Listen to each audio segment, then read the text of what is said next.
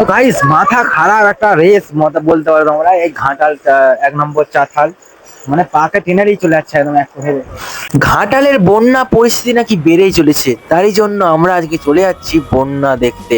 আর সেটা যাব ঘাটাল 1 নম্বর চাতাল। ভাই দেখো ওখানে ভাইটা কত দূরে চলে গেছে, এত রেসে আমাকে তো প্রচন্ড ভয় লাগছে।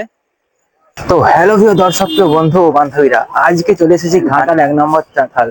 তো দাদু কিছু বলো, জলটা কি বেড়েছে নাকি বলো তো? এই কাকাকে জিজ্ঞাসা করার পর কাকা বলল এখানে জল থাকেনি, জল কমের উপর ছিল। আজকে জলটা বাড়ার পর নৌকো ও যাতায়াতের কাজ শুরু হয়েছে। তো গাইস নৌকো তো চলছে, এখন আমি নেমে পড়েছি জলের মধ্যে। বন্যা প্রায় অনেক বছরই দেখা হয়নি।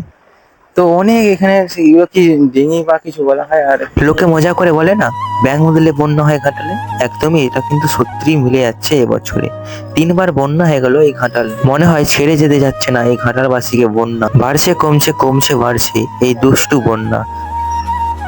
কবে থেকে নৌকো চালু হচ্ছে?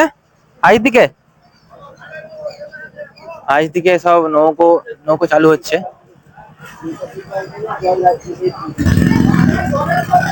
কাকা কত দূর অব্দি যাচ্ছে নৌকো? এটা কত দূরে যাচ্ছে নৌকো? ময়রাপুকুর চক। এই ভাইটা এসছে। Hi guys. হ্যাঁ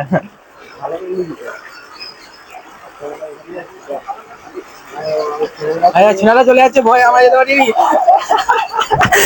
বলে এবারে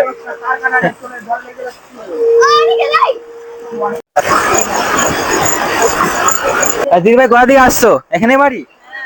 ভয় লাগে এখানে। আর ওখানে ওই সে তো চলে গেছে একদম পুরোপুরি।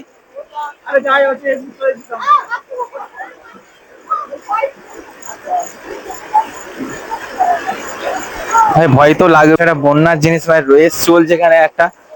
রেস কি ওই ভাই সাহেব কিনে নিবে। আর এই বন্যা পরিস্থিতি দেখার জন্য কত মানুষের ভিড় জমা হয়ে গেছে এই চাতালে।